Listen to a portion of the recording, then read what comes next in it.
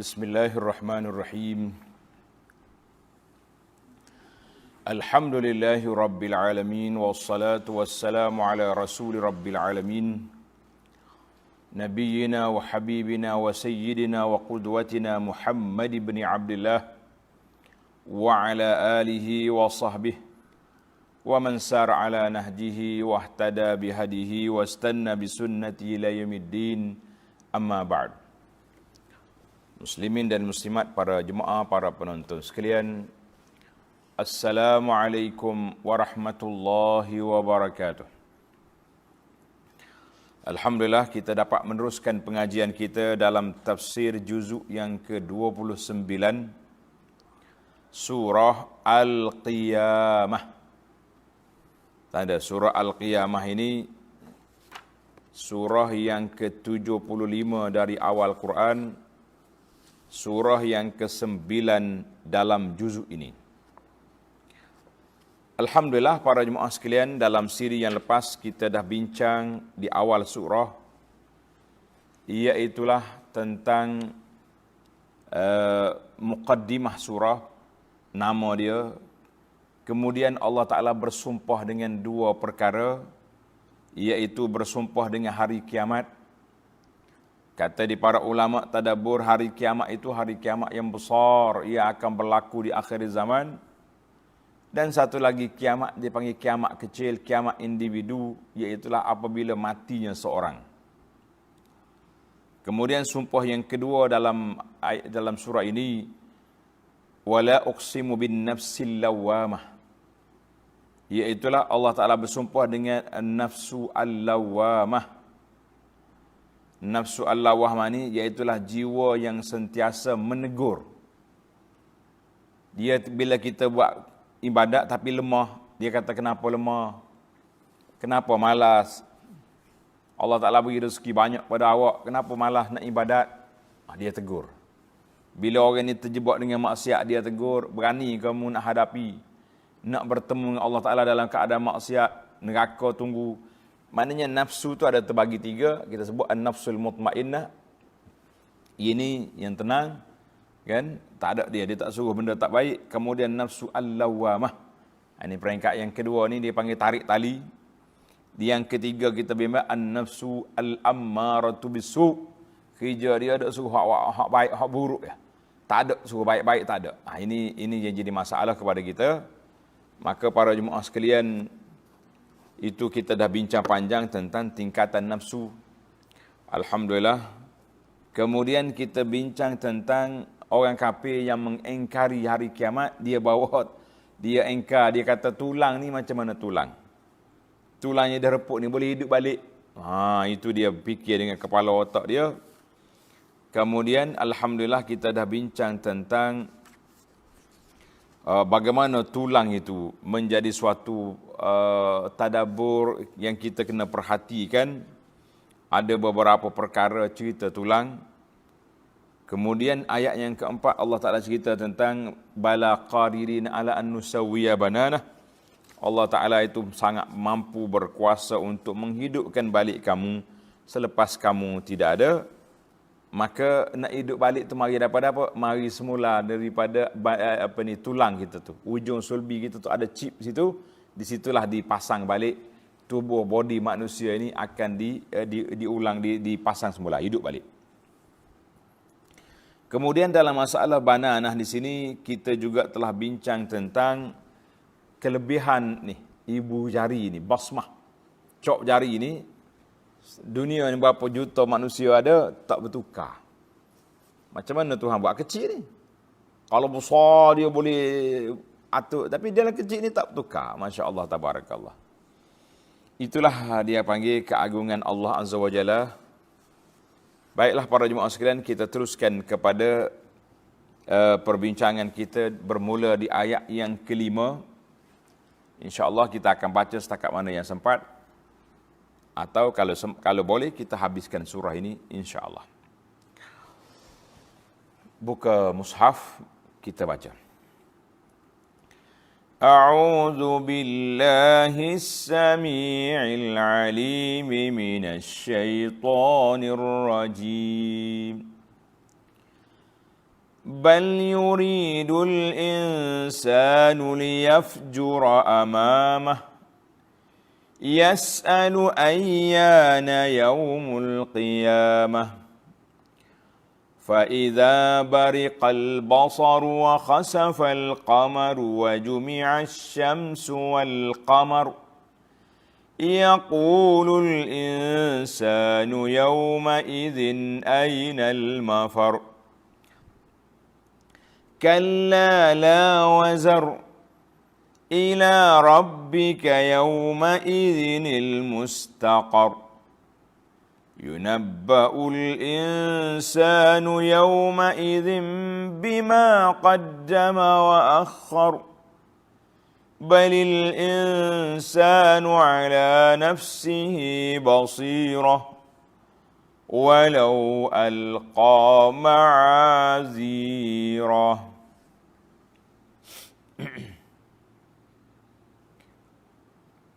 Ayat yang kelima, bal yuridul insanu liyafjura amamah. Kenapa manusia tolak kebenaran? Punca manusia jadi jahat, jadi celaka. Wal'iyazubillah. Sebab apa? Kenapa dia tolak kebenaran? Bukan tidak ada buktinya, sudah ada bukti ternyata di hadapan mereka. Ahli-ahli kitab, dia baca dalam kitab dia, sebiji yang dalam kitab itu, dia tengok kepada kebenaran Nabi SAW. Tahu dah, zaman kita ni pun kalau kita pergi dakwah orang-orang non-Muslim, dia tahu, oh Islam ni baik. Tapi kenapa mereka tak mau masuk Islam? Kenapa?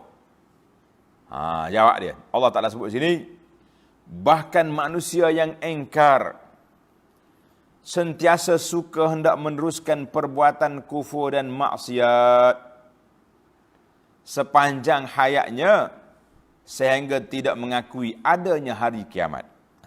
Di sinilah punca manusia tak mau beriman, duk engkar kepada al-ba'si, hari kiamat. Biasanya dia engkar ni dengan dua sebab, tanda. Sebab yang pertama, syubhatun 'aridatun fi 'uqulihim. Keraguan syubhat yang berlega dalam kepala dia. Mana ada orang hidup balik? Tok nenek kita yang masuk kubur tak pernah mari-mari pun, tak pernah balik-balik pun. Dalam mimpi pun tak jumpa, apa lagi di luar di alam nyata? Dia mari. Dia duduk memikir dengan kepala otak dia, tak mungkin ada bangkit semula. Mana boleh? Duduk main lagu tu. Maka Allah Ta'ala mari bagi jawapan kepada dia, bi isbatil qudrati ala taswiyatil banan. Allah Ta'ala sebut dalam ayat kita tadi, bala qadirin. Allah Ta'ala mampu nak hidup balik kamu. Allah Ta'ala mampu nak pasang balik kamu, tubuh kamu yang sudah hancur, pop, jadi orang semula. Itu di bawah kuasa Allah. Mu jangan duk mikir banyak. Ada kala tafsir yang kedua tadi, Allah Ta'ala yang mampu buat mu atas dunia dulu rasa pelik, jari-jari kamu ni comel, kan? Basmah kamu tak boleh tidur. Allah Ta'ala juga mampu untuk menghidupkan balik. Jadi itu dia panggil dua. Kemudian sebab yang kedua, sebab yang pertama syubhah, sebab yang kedua dia panggil syahwah. Kerana syahwat nafsu. Duduk mikir nak kejar dunia, duduk fikir nak bisnes besar, duduk fikir nak enjoy, duduk fikir nak tina tu, duduk mikir dengan botol arak, duduk mikir-mikir. Mereka tidak ada masa untuk berfikir tentang akhirat. Dia tak ada masa untuk berfikir tentang dirinya, ke mana akan pergi nanti. Dia mikirnya projek jalan, bisnes jalan, enjoy boleh, suka-suka, segala malazat dunia dapat dimiliki, maka hilanglah dia punya pemikiran yang waras. Itu dia panggil dua sebab manusia ni duduk dalam keraguan, duduk di dalam tak mau terima kebenaran. Sebab apa? Sebab syubhah dengan syahwat. Ini penghalang besar manusia nak berubah. Hei, saya ni kalau masuk Islam, kita ni biasa, friend-friend ni, tukar tina, tukar botol arak, judi, riba. Tak boleh, tak boleh. Makan babi contohnya, hidup mikir hak tu. Ataupun dari sudut pemikiran dia panggil syubhat, keraguan yang timbul. Tanda tuan-tuan, dua sebab ini manusia apa? Manusia rusak. Maka Allah Ta'ala sebut ini, bal dipanggil harfun lil idrab, maknanya nak tukar tajuk. Sebenarnya bukan mereka tak ada bukti, tapi sebenarnya kerana apa? Sebab iradatul fujur, kerana nak meneruskan kejahatan, itu punca. Maka kita mengatakan bahawa punca manusia rusak ini, manusia tak mau berubah kerana dalam jiwa dia nak minat sangat dengan benda-benda yang jahat. Ini payah kan? Masya Allah, dia panggil. Pasal tu Allah, bal yuridul insanu liyafjur amamah. Maknanya nak buat hak depan. Adapun kejahatan-kejahatan yang madhi, itu dia panggil sudah menjadi mimpi-mimpi, kenang-kenangan, khayalan-khayalan, tapi yang depan tu yang duduk mikir nak buat lagi tu. Maka mereka tak rempuh semua, halal haram tidak dipedulikan. Siapa nak kacau dia, mereka itulah pengacau, dianggap sebagai pengacau. Siapa bagi nasihat kepada dia, ini orang yang mengganggu ketenteraman awam, hak asasi.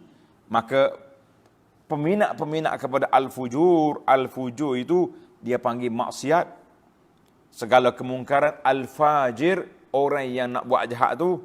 Dan di antara makna al-fujur at-takdzib, mendustakan. Liyafjuru amamah, mereka masih nak mendustakan, membohong apa yang telah disampaikan oleh Nabi sallallahu alaihi wasallam, ataupun dia sendiri itu jahat. Dia sendiri itu pembohong. Kerana dia bohonglah, dia tak mau tukar, dia tak mau pindah, tak mau undur ke belakang. Wal'iyazubillah. Maka itulah sebab bukti sudah ada. Allah Ta'ala bersumpah dengan makhluk dia ni, dengan nafsu, dengan ni, supaya manusia itu sedar. Mu ni manusia, minat sangat kau jahat, nafsu mu nak pergi setara mana? Waktu muda tu adalah nafsu, kalau sudah tua mari. Bagaimana ada dalam riwayat kata macam kain buruk, ya dah jadi lembek, tak bermaya dah. Nak buat apa? Nafsu pun tak berjalan. Kita kena mikir panjang. Allahu Akbar. Kemudian ayat yang ke-6. Yas'alu ayyana yaumul qiyamah. Hasil daripada mereka menolak kebenaran, menolak, tak mau terima dakwah, maka mereka mulalah mari nak attack. Dia biasanya macam tu. Tolak, tak mau terima, mereka akan serang balik. Atas dunia ni macam tu. Orang yang terima, kalau terima bil wa'yi, terima dengan kesedaran, terima dengan ilmu, mereka akan tenang. Tapi yang kita bimbang ini, kita terima, apakah orang siapa, apa yang dibawa, diambil belaka, itu jangan. Ini pun bahaya juga. Maka marilah puak-puak kafir ni, ia bertanya secara mengejek, yas'al ayyan yaumul qiyamah, bilakah datang hari kiamat itu? Lama dah aku dengar ni mu ni ya Muhammad. Kita kata sallallahu alaihi wasallam, cakap kiamat, bangkit hidup semula, bangun dari kubur. Ayam, bila? Dia panggil, kalau kata mari tanya ayyan, tu maknanya istibad. Bila? Tak adalah. Macam kita hari ni kan, letak tarikh tu kita nak buat ni, buat benda besar ni contohnya. Kita akan buat perubahan, buat gini-gini. Akhirnya sampai masa, orang akan tanya, ayyan, bila hari tu? Kan? Ini dia panggil soal. Maka para jemaah sekalian, itu dia mari tanya dengan apa? Bilakah berlakunya hari kiamat yang mu cerita tu? Orang kafir mari tanya istibad. Mari tanya istibad. Manusia ni suka sangat angka-angka ni. Kalau boleh letak bila, standard. Ada penceramah dia baca, analisa daripada kitab sekian-sekian, bahawa kiamat ini akan berlaku pada tarikh sekian. Kan? Orang putih tulis buku Harmagedon tentang tanda kiamat yang besar, dia telah bagi tahu kiamat ini akan berlaku pada tarikh sekian-sekian. Orang putih keluar buku, kiamat berlaku pada tahun 2012. Bila keluar buku ni ramai orang Islam. Anak murid kita pun tanya juga, Ustaz betul ke ni? Saya kata, Masya Allah, Tabarakallah. Anak duduk kuliah, duduk mengajar kepada tuan-tuan. Kitab akidah, kitab tafsir, kitab hadis. Tak ada siapa tahu tarikh kiamat. Orang putih yang tulis, percaya. Dia kata, bukan percaya, Ustaz tanya. Kalau kita ni mantap iman kita, kita ambil kitab ni campak tepi, ya apa punya cerita? Mengarut, selalu automatik. Kan? Harmagedon, tak Armagedon, jangan. Kan? Ada orang yang dia panggil kod 19. 19 buat jadi. Ada yang cuba cari huruf al-muqatta'ah di awal surah. Ada yang kira dengan bintang, macam-macam kira. Ada ulama-ulama Islam juga kira daripada Adam gini. Maka kiamat pada tarikh sekian. Sudah keluar kenyataan. Kita mengatakan ini semua cerita-cerita karut belaka. Sebab itu Allah SWT bila dia mari tanya, Ayan, bila hari kiamat? Tuhan tak layan. Allah Ta'ala tidak layan soalan dia, tapi Tuhan jawab. Jawab, mu nak kiamat? Nak, dengar ni. فَإِذَا بَرِقَ الْبَصَرُ وَخَسَفَ الْقَمَرُ وَجُمِعَ الشَّمْسُ وَالْقَمَرُ. Allah Ta'ala jawab, maka jawabnya, tarikh tak boleh bagi tahu. Tapi jawapan ada, kiamat akan datang apabila pemandangan menjadi berpinah-pinah kerana gerun takut. Bariqal basar, pandangan tadi kabur, apa tengok. Dah gunung terbang macam debu, tak takut. Langit pecah, jatuh. Nak kata apa? Wa khasafal qamar, dan bulan hilang cahaya, gelak gelemak dah kita. Wa jumi'asy syamsu wal qamar, dan matahari serta bulan dihimpunkan bersama, dua-dua tu duduk setepak ataupun jatuh. Dia kata apa? Allah Ta'ala jawab dengan peristiwa yang akan berlaku. Kata di para ulama tadabbur, jawapan Allah Ta'ala kepada soalan kafir ini, jawapan seperti ini juga Nabi SAW jawab kepada soalan Badui ketika dia bagi tanya. Kan pernah orang Badui bagi tanya. Dia kata, hey, ya Rasulullah, bila kiamat? Bila kiamat? Nabi tak jawab bila. Nabi tanya, mu tahu ada kiamat? Ma'adatalah, apa yang kamu buat persiapan untuk hadapi kiamat? Panjanglah cerita dia. Dia kata, aku tak ada persiapan banyak, tapi aku sayang Allah Ta'ala dengan Rasul. Nabi SAW bagi tahu, anta ma'aman ahbabta, kamu akan dibangkit bersama orang yang kamu sayang. Alhamdulillah. Dalam sejarah soal jawab dalam Quran, tuan-tuan boleh baca dalam buku yang disusun oleh guru saya Syiatiyah, dia tulis As-Soal wal Jawab fi Ayatil Kitab. Ada besar gini, soalan dan jawapan dalam ayat Quran, ditulis oleh Syiatiyah rahimahullah, Atiyah Salim. Ada juga orang tanya, yas'alunaka 'anil ahillah. Puak kami bagi tanya Nabi SAW, apa dia bulan ni? Kan kecil, naik besar-besar, kecil pula gelap. Allah Ta'ala tak jawab. Tuhan jawab fungsi bulan tu. Qul hiya mawaqitu linnasi wal hajj. Dia, kerja dianya, fungsi dia, nak tanda waktu. Manusia nak tahu bila waktu kita, tahun depan, tahun ni, tahun akan datang. Dan juga waktu mengerjakan haji. Itu cara Allah Ta'ala ajak jawab kepada kita. Kalau orang mari tanya soalan-soalan yang nak menjatuhkan kita, ataupun soalan bodoh, tak sodok jawab letih benar. Kalau tidak, kita akan habis masa mencari maklumat sedangkan benda tak perlu. Ada tengoklah keadaan. Tapi kalau orang tu nampak macam dia betul-betul nak mencari maklumat, kan? Dia mari berapa, kita ni soalan bodoh ni, stupid question. Kita kena layan. Sebab orang ni bila dia iqtina, dia akan masuk Islam. Itu lain. Tapi kalau orang mari perli, bila? Ni tak sedap layan lah. Habis masa. Kan? Ana selalu cerita, ustaz salah layan budak. Budak ni, dia pergi kerusuh mandi jenazah. Ustaz cerita panjang lah. Kalau orang mati, kita kena mandi ikut sunnah caranya gini. Habis kerusuh, dia tanya, ustaz, ketika soalan, saya ada soalan ustaz. Ustaz kata, apa soalan awak? Dia kata, kenapa orang mati kita kena mandikan dia? Allahu Akbar. Ustaz, buka faiz mula, buka kitab, buka notab. Tengok ni, muka surat sekian. Nabi SAW ajar. Panjang pulaknya ceramah. Budak ni sengih suka. Sudah ustaz apa ni ceramah, dia kata ustaz tak payahlah buka nota, tak payah buka kitab. Saya tanya soalan sepatah je, kenapa orang mati kita kena mandikan dia? Ustaz bagi buka kitab, saya dengar ada ceramah. Habis ustaz kata mun apa? Oh, dia kata ustaz, sebab dia mati tak boleh mandi sendiri, kita kena mandikan dia. Ustaz kata basah budak ni. Allah tengok. Jadi ada soalan bukan kena jawab, kita jawab gitu je. Ha. Orang mari satu lagi kerusuh solat. Tadi kerusuh jenazah. Kerusuh lepas habis kerusuh ustaz cerita solat tu gini-gini, akhir sekali habis waktu soal jawab ditanya, ustaz saya nak tanya, kalau saya nak pergi ke planet Mariah macam mana nak solat? Ustaz garu kepala perih-perih. Mu ni solat atas bumi pun mu tak reti. Nak tanya solat di Mariah, hamu pergi beli tiket dengan ambil visa, mari aku ajar. Ini soalan. Jadi ada kalanya soalan itu kita kena jawab serius, detail, ada kalanya tengok jenis soalan. Tapi ada satu kumpulan lagi, dia panggil soalan malaikat. Soalan malaikat ni dia tahu dah mari nak menguji kita. Ni tengoklah, nak jawab ke tak nak jawab. Ada juga orang tua-tua dia mari nak menguji. Ustaz soalan sekian-sekian, kita kata ni soalan malaikat ni, tok ayah tahu dah.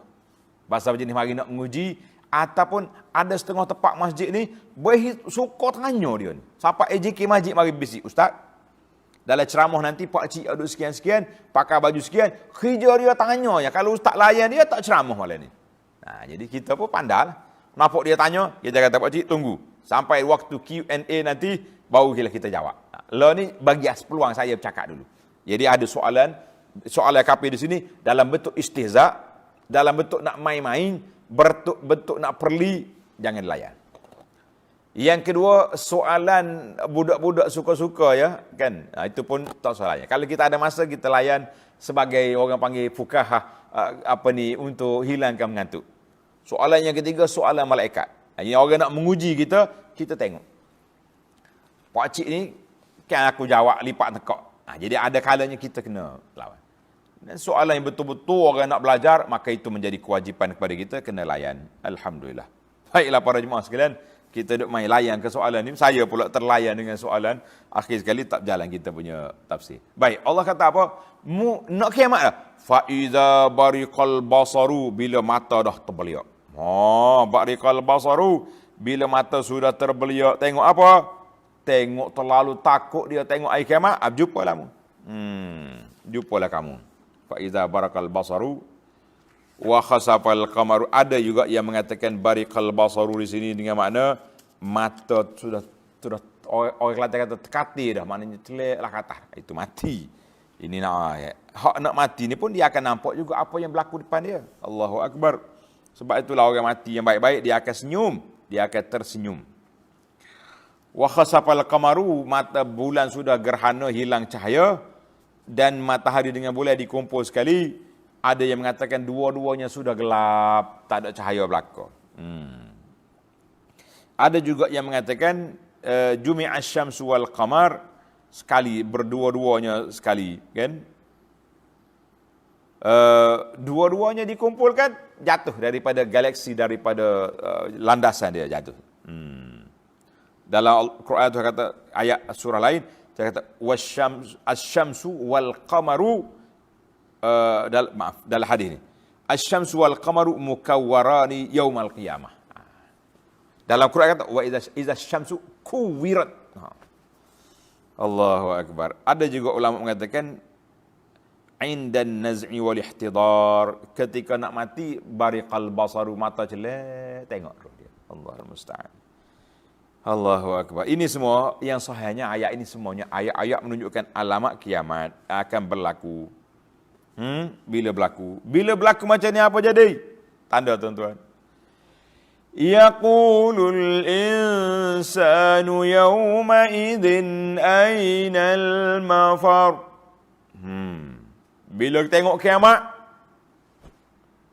ataupun kiamat kecil, sa'atul ihtidar, saat dia nak mati, malaikat maut duduk di kepala dia, pada waktu tu dia nampak nak pergi mana aku ni. Syurga kau neraka lah, bukan. Ni tempat dudukmu. Allahu akbar. Allahumma khtim lana bi husnil khatimah. Ya Allah, akhirlah hidup kami semua dengan husnul khatimah. Mereka pun kata, maka berkatalah manusia yang engkarkan kiamat pada hari itu, pada hari tengok kiamat ataupun dekat dia nak mati, di manakah tempat anda melarikan diri? Nak gimana aku ni?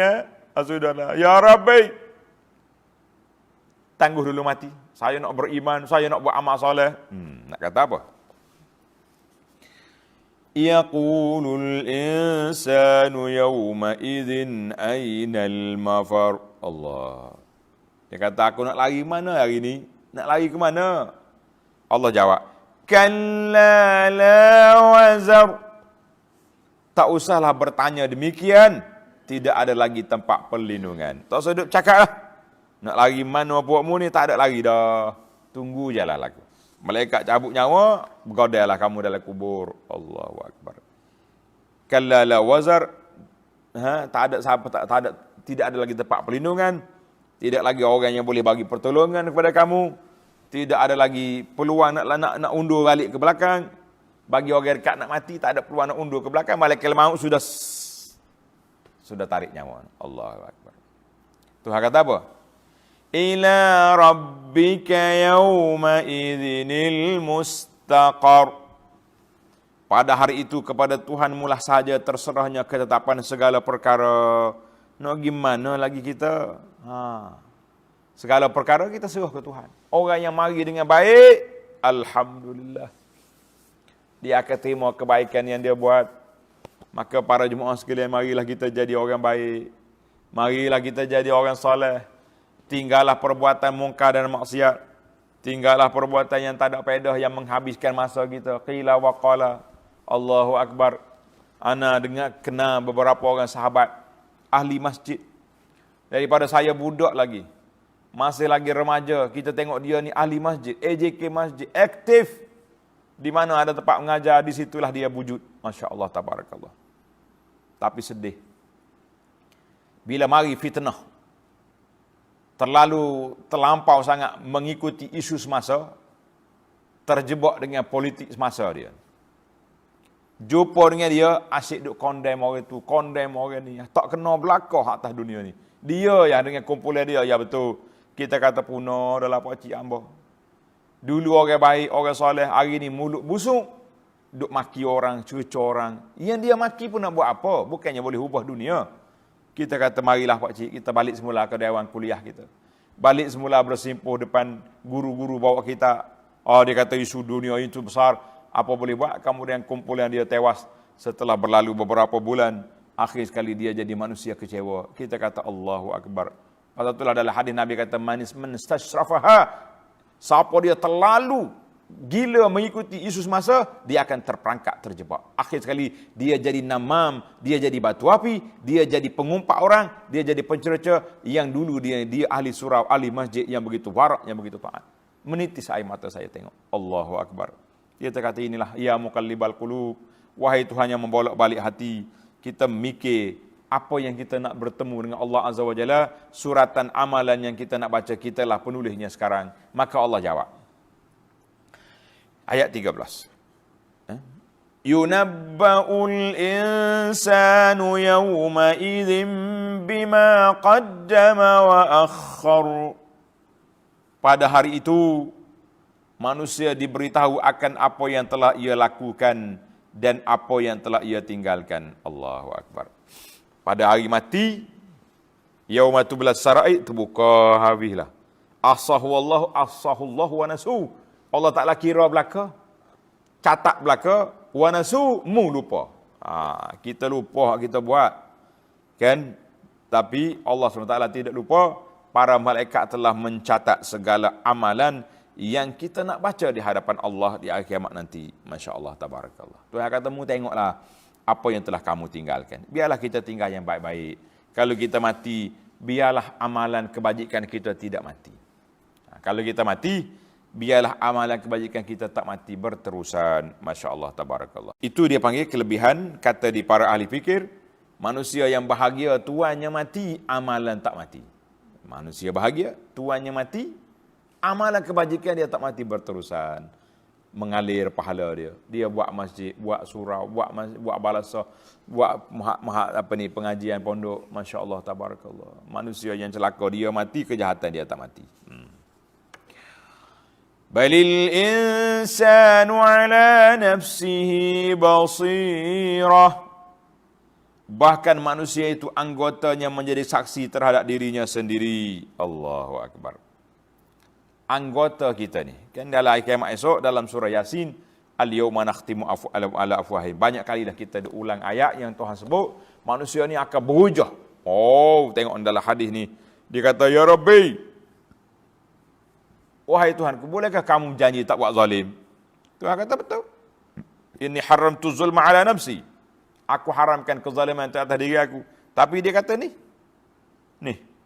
penulis-penulismu ni tulis benda aku tak buat. Oh, kiraman katibi. Dia dakwa ke Tuhan. Allahu Akbar. Fayuhtamu ala fi. Allah kata cakap banyak mulut ni, pam, tutup mulut tak bergerak. Intiqi, hei anggota dia bercakap. Habis tangan, kaki, mata, telinga, farat cakap belaka. Dia ni buat gini, mulut tak usah cakap. Allahu Akbar. Hadis ni dalam Muslim. Maka manusia tu dia tahu dalam diri dia. Dia tahu sebenarnya dalam diri dia tu dia tahu. Tapi apa boleh buat? Kadang-kadang kita ni tahu kebenaran, tapi malu nak mengaku. Takut orang kata. Ada setengah orang dia mari jumpa ustaz, hak ustaz cakap tu betul. Kita nak beramal ni kena ikut sunnah. Dia yang diajar oleh Nabi sallallahu alaihi wasallam. Zikir-zikir kita ambil yang diajar oleh Nabi sallallahu alaihi wasallam, betul. Saya tahu ustaz, tapi tak berani. Nak buat perubahan tak berani. Zikir lepas solat ni bila kita ajar, zikir lepas solat hak sunnah. Imam waktu kita ada tu baca, lepas pada esok pergi minggu depan pula duduk kamu hak dia juga. Sebab apa? Tak berani nak buat. Kerana tak berani sebab takut orang kata. Gitulah suasana. Allahu Akbar. Apa nak buat? Tapi dia tahu dalam jiwa dia tahu ini betul. Tapi gitulah. Tak berani nak mengaku. Tak berani nak declare, kan? Lebih-lebih lagi depan orang, tak mahu. Allah kata apa? Dia tahu dalam diri dia ada sahut. Kita pun tahu tentang diri kita. Siapa kita? Tahu. Malah ibadahnya. Tomok harta, gila nak ke pangkat, tak. Tahu. Tapi oleh kerana orang mari duduk cium tangan, Allah Tuhan Syekh, Al-Arif Billah, melompak kita. Walau kita malah kita tahu siapa kita. Allah kata, walau alqa ma'azirah. Walaupun ia memberikan alasan-alasannya untuk membela dirinya, dia akan dia bela diri dia, kan? Dia bela diri dia. Saya ni betul semua, tapi walaupun dia bersalah, dia begitulah dia kata. Allahu Akbar. Maka ayat ini tanda tuan-tuan, ayat ini mengajar kepada kita muhasabatun nafs. Kita tahu siapa kita. Tak usah tunjuk warak lah depan orang. Tak usah duduk pakai serban 2-3 lapis lah tunjuk kita ni tarah awliya Allah. Tarah wali Allah. Tak payah. Kita tahu. Kata di para ulama, lau ya'lamun nasum hali la'abassalamu alayya. Kalau orang betul-betul tahu aku ni, salam pun tak mahu dia. Tapi kalau kan orang tak kenal kita, tengok penampilan kita hebat, bukan sakat cium tangan, kaki pun nak senyum lagi. Itu nasib baiklah. Tidak dibenarkan tunduk sujud pada manusia, kan? Allahu Akbar. Ibnu Katsir bawa satu kata-kata hikmah. Dia kata yuqalu fil Injil. Ini wallahu alam. Ibnu Katsir kata tertulis dalam kitab Injil, ya ibna Adam. Hei manusia, tabsurul qazata fi aini akhika wa tatrukul jaza fi al-jiz fi ainika la tubsur. Hei manusia, kenapalah kamu ni suka tengok kotoran yang ada tahi mata saudara kamu duduk tengok orang itu, oh tahi mata tepek, kan? Tapi kamu tinggalkan benda-benda yang besar yang duduk tepek di matamu tu. Mu tak nampak. Kata orang, kita nampak keburukan orang lain, kita tak nampak keburukan kita. Rupanya sanak dianya mari daripada Ibnu Katsir kata ada dalam kitab Injil, wallahu a'lam. Baiklah, kita berpindah kepada cerita lain pula para jemaah sekalian. Sesalah kita dengan diri kita, dengan jiwa kita, kita kenal siapa kita, walaupun kita berlakon jadi orang baik, tapi sebenarnya kita tahu siapa kita. Ayat yang ke-16 kita berpindah kepada satu cerita lain, iaitulah cerita tentang Nabi SAW dengan Al-Quran. La tuharrik bihi lisanaka lita'jala bih. Janganlah engkau wahai Muhammad sallallahu alaihi wasallam kerana hendak cepat menghafal Quran yang diturunkan kepadamu, menggerakkan lidahmu membacanya sebelum selesai dibacakan kepada kamu. Tengok nota di bawah dia kata. Ayat ini membayangkan bahawa Nabi sallallahu alaihi wasallam ketika diturunkan Quran kepadanya, baginda segera hendak membacanya. Bila turun Quran, Nabi kita bergerak mulut. Lalu diperintahkan supaya mendengar lebih dahulu semasa Jibril menyampaikan Al-Quran kepadanya. Selepas itu baru ia dibolehkan membaca ayat-ayat itu dan menghafalnya. Dengar dulu, baru baca. Mana ulama mengatakan, bila turunnya ayat Al-Quran, kamu jangan gopoh nak baca. Jadi ayat ini turun setelah qablaha hawaliya 30 surah dah. 10 surah kita ni, kan. Maka oleh kerana banyak dah, Nabi kita sallallahu alaihi wasallam nak hafal cepat. Syiddatu hirsi. Bila mari, maka Nabi kita gerak mulut dia. Ikut. Ibnu Abbas radhiyallahu anhu harraka syafatai. Waktu cerita hadis ni Ibnu Abbas gerakkan mulut dia tu. Faqala ana uharrikuhuma lakum kama kan rasul yuharrikuhuma. Dia aku gerak mulut aku ni, dua bibir aku ni sebagaimana aku tengok Nabi bergerak waktu turun wahyu. Allahu akbar. Ibnu Abbas tengok Nabi sallallahu alaihi wasallam. Kan? Kemudian Sa'id bin Jubair riwayat juga daripada Ibnu Abbas, dia gerak mulut juga. Dalam istilah dia panggil hadis musalsal. Musalsal ni maknanya orang pertama tengok dia buat. Cuma kita tak tahu siapa zaman kita ni gerak mulut betul ke tak betul, wallahu a'lam. Mungkin lama sangat kan. Ni ada orang buat video. Dia nak tengok arahan pertama sehingga arahan akhir. Berubah jauh dah. Tak sama dah. Kita duduk main musalsal, kita tak tahu macam mana yang sebenar. Wallahu a'lam. Maka jangan gerak mulut. La ta'jal bil Quran min qabli an yuqda ilaika wahyu. Allah Taala jangan cepat. Tunggu dulu. Jadi Nabi kita tunggu bila habis Jibril baca, barulah Nabi kita baca. Itu dia panggil dari sudut pendidikannya at-ta'addub. Kita kena beradab dengan syekh kita ni. Dengan guru kita. Kalau guru duk mengajar, kita jangan buang. Ni kita ni tak ada kata ya, mari awal masjid, semangat nak dengar kuliah, tapi derah dia pada ustaz. Ini bahaya. Allah kata apa? Jangan bimbang. Mau dengar. Jadi dalam kaedah kitanya, tambih, kita kena dengar dulu, baru kita baca. Sama juga orang hafal Quran, dia kena tengok dulu, tatap dulu Quran dengan mata dia, mushaf, betul baris semua, barulah dia hafal. Kalau tidak dia hafal salah. Inna alaina jam'ahu wa qur'anah. Sesungguhnya kamilah yang berkuasa mengumpulkan Al-Quran itu dalam dadamu dan menetapkan bacaannya pada lidahmu. Jangan baik-baik. Allah Ta'ala kumpul dalam dada. Kemudian asalnya Quran itu semua dalam dada, dihafal oleh para sahabat daripada Nabi SAW. Kemudian dikumpulkan Quran itu di zaman pemerintahan Sayyidina Abu Bakar As-Siddiq. Kemudian di final disusahkan di zaman Sayyidina Utsman bin Affan radhiyallahu anhu. Panjanglah cerita ini pada jemaah sekalian. Allah kata apa? Fa idza qara'nahu fattabi' qur'anah.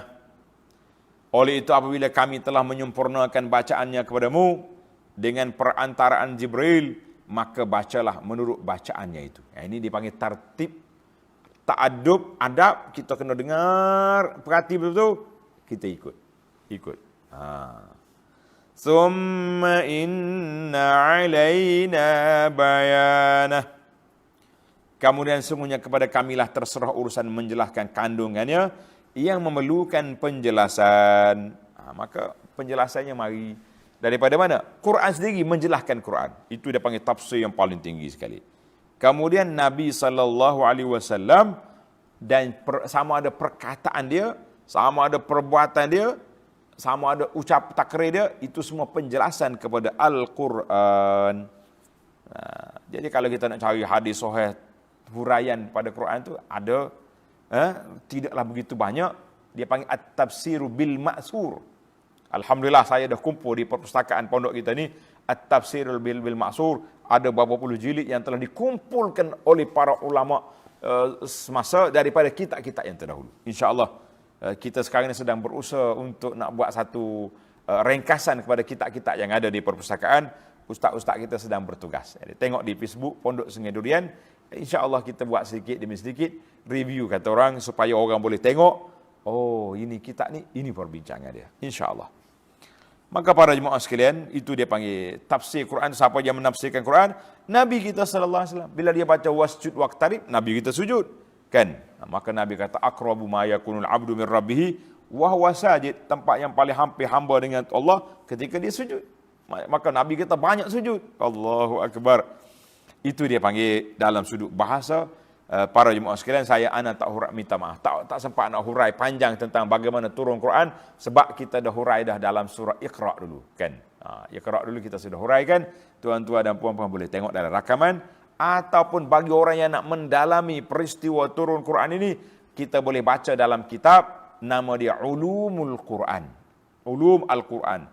Yang lamanya nama kita Al-Itqan, yang baru ni nama dia Ulumul Quran. Ditulis oleh Syekh Manak Qattan dan lain-lain ulama semasa.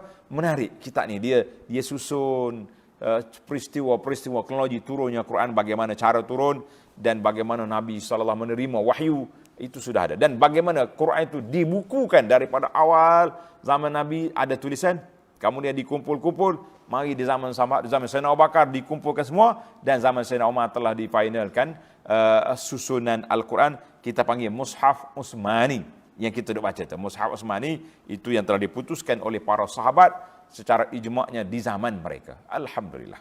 Kalau ada Quran Syiah, abaikan. Itu cerita lain. Baiklah para jemaah sekalian, kita pergi kepada ayat 20. Selesai dah kita dari sudut susunan Quran pun selesai. Kita pergi ayat ini pula.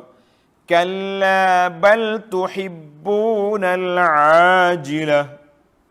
Sedarlah wahai orang-orang yang lalai, sebenarnya kamu tidak ingatkan kesudahan kamu, bahkan kamu sentiasa mencintai kesenangan dan kemewahan dunia yang cepat habisnya. Ini masalah kita. Yuhibbunal ajilah, nak segera, nak cepat, nak gopoh, kan? Nak gopoh ni orang Kelantan kata nak lorak. Bahasa apa nak lorak? Nak, kalau kita nak tengok orang ahli bisnes, budak-budak baru ni tanam pokok nenah lah, perah kambing. Kita pun nak jadi jutawan kambing juga, baru nak bela kambing, tak tahu mari mana hidup ke mampu, tak tahu. Jangan lorak, dia kata. Tapi manusia itu sifat dia wa kanal insanu ajula. Manusia itu memang sifat dia gopoh. Maka Allah kata sini, manusia ni suka nak ambil kesenangan yang segera. Kesenangan mana? Kesenangan dunia. Bila dia nak boleh dunia, kita pergi nasihat. Jangan tanya ustaz. Ustaz bukannya reti pun buat muamalah. Ni orang duk sibuk dengan forex trading ni. Boleh kaya cepat. Nasihat ustaz ke tepi belakang. Dia pakai buah dia ya. Ni jual-jual online ni. Saya harap majlis fatwa keluar garis panduan. Mana perkara yang boleh dijual, yang tak boleh dijual. Kan? Jangan duk kata. Ni beli online ni ada cara dia, ada adab dia. InsyaAllah. Ada dalam kitab-kitab yang telah ditulis. Dan patut para pendakwah kemukakan kepada masyarakat. Baik. Mereka suka nak cepat habisnya. Watazarunal akhirah. Dan kamu tidak menghiraukan bekalan untuk hari akhirat yang kekal abadi kehidupannya. Tak pedulilah halal haram pakai agama belaka, asal ke boleh, kan? Maka kita jangan buat hal gitu. Rusak susah kita di akhirat esok. Baik.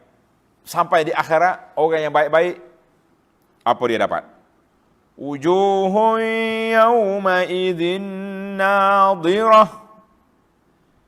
Pada hari akhirat itu muka orang-orang yang beriman berseri-seri. Masya Allah, tabarakallah.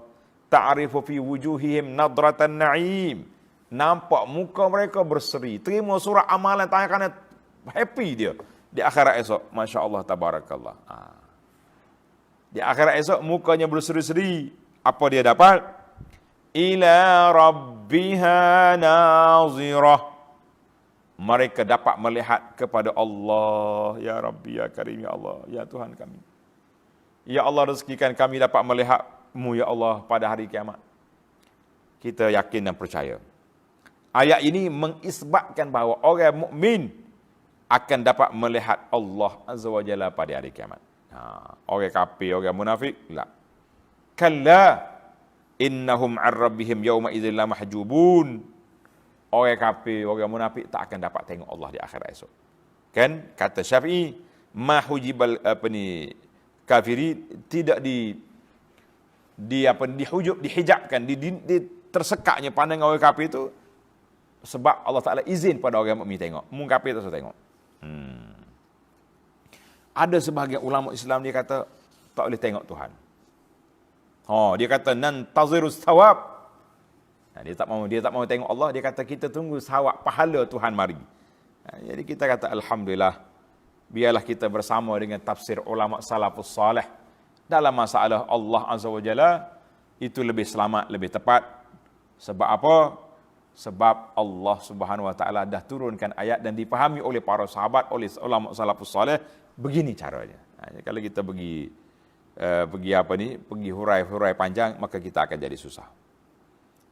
Dan ada sekumpulan manusia ni, Mu'tazilah contohnya, dia kata manusia ni tak boleh tengok Allah. Kita kata ambil kemulah kepahaman itu. Kami Ahlus Sunnah, kami berpegang dengan ayat ni. Tuhan kata wujuhun yawma idzin nadhiratun ila rabbiha nadhirah. Muka yang bercahaya boleh tengok Allah Azza wa Jalla. Satu malam Nabi kita sallallahu alaihi wasallam duduk bersama dengan sahabat-sahabat. Sahabat dia tanya, hal nara rabbana? Ya Rasulullah, bolehkah kami tengok Allah pada hari kiamat? Nabi kata apa? Hal tudarruna fil qamari lailatal badri? Boleh tengok tak malam yang cerah yang tidak ada hujan? Boleh tengok tak bulan purnama? Sahabat kata bolehlah. Boleh tidak kamu tengok tengah hari siang matahari cerah? Boleh tengok? Boleh. Qala fa innakum tarawnahu kadzalik. Kamu akan dapat tengok Allah Azza wa Jalla seperti cerahnya kamu boleh tengok matahari dengan bulan. Bukan Allah Ta'ala itu matahari dengan bulan. Maknanya kalau boleh tengok matahari dengan bulan, begitu boleh tengok Allah Ta'ala. Demikian juga. Allahu Akbar. Marilah kita yakin dan percaya, orang yang beriman akan boleh tengok Allah Azza wa Jalla pada hari kiamat.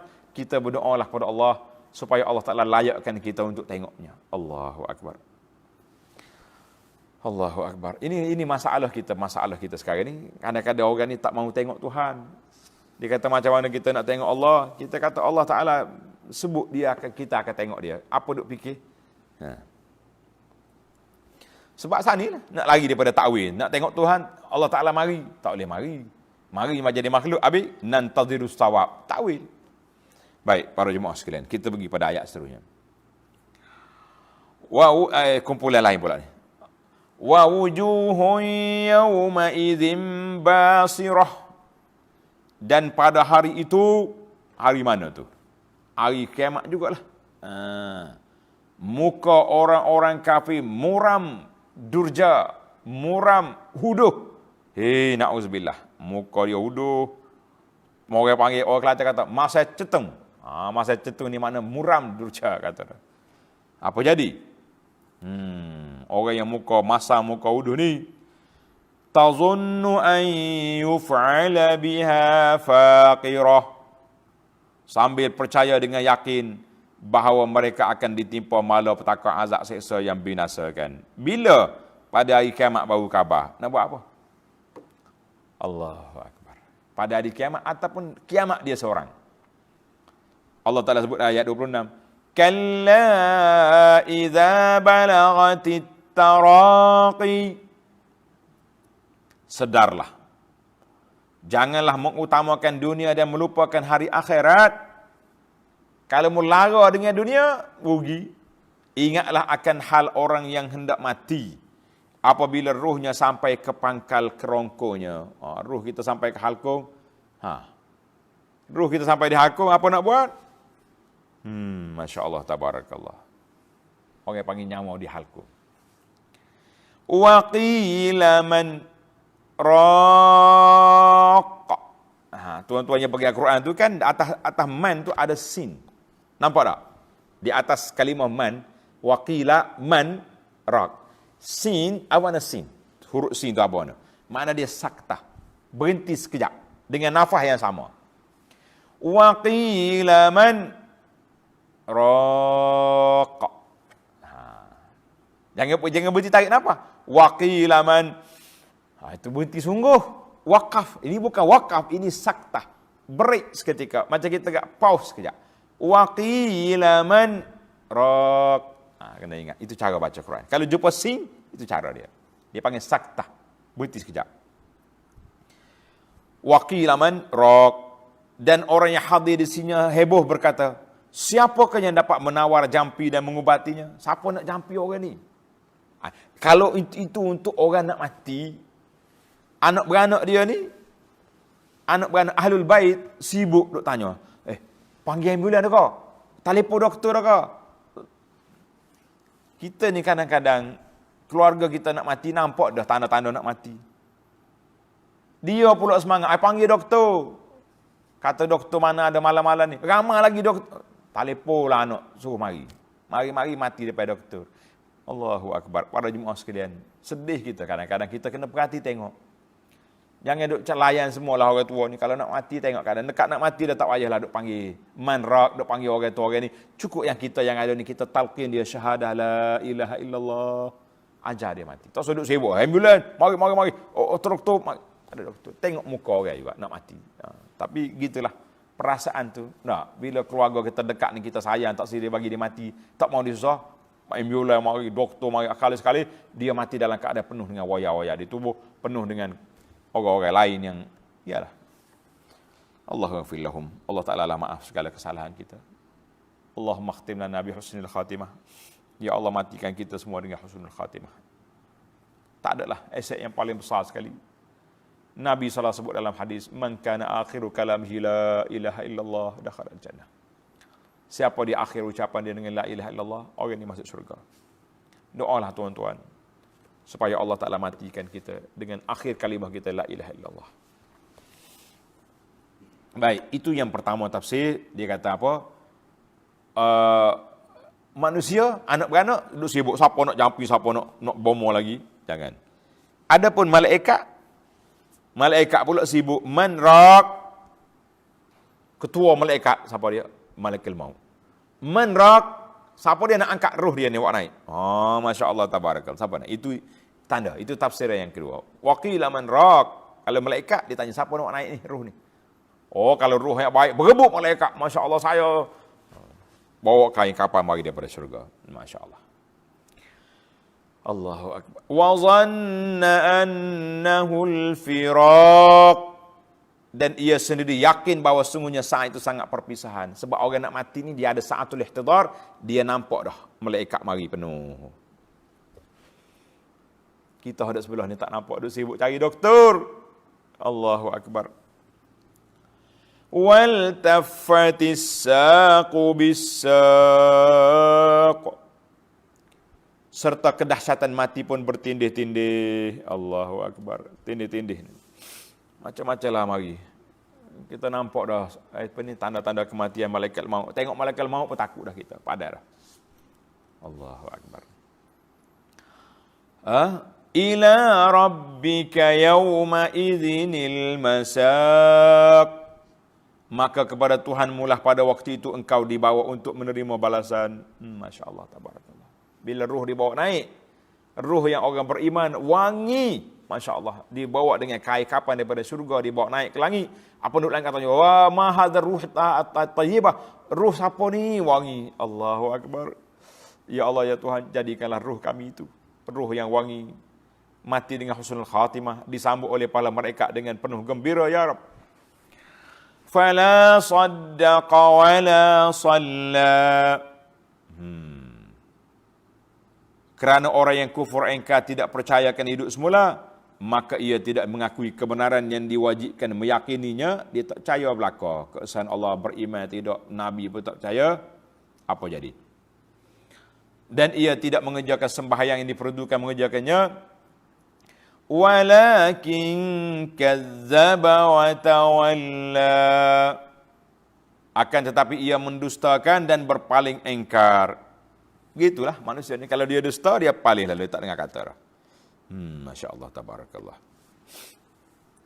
Thumma dhahaba ila ahlihi yatamatta. Kemudian ia pergi kepada keluarganya dengan berlagak sombong megah. Orang atas dunia dulu lah. Oh, aku dah hina pendakwah tu. Hina Muhammad sallallahu alaihi wasallam. Oh, happy. Kelak ali kelak dia tepuk tangan. Atas dunia ni boleh lah. Aula laka fa aula.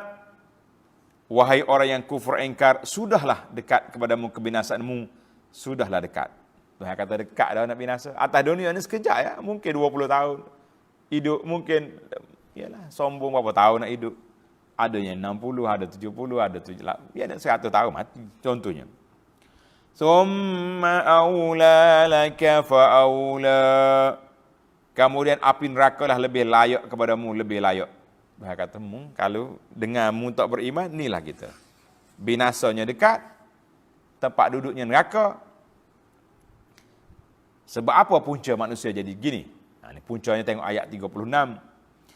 Ayahsabul insanu an yutraka suda.